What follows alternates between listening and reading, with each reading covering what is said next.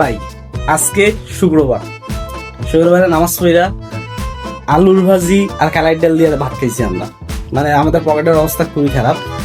আমি আর আজকে দুপুরে কি খেয়েছি?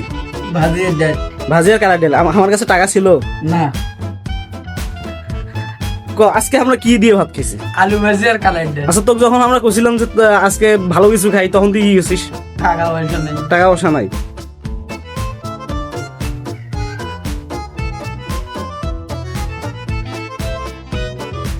এই মালটা, এটার প্রাইস হচ্ছে আপনার 1100 টাকা। কেমনে খুলে? কেমনে খুলে খুলতে?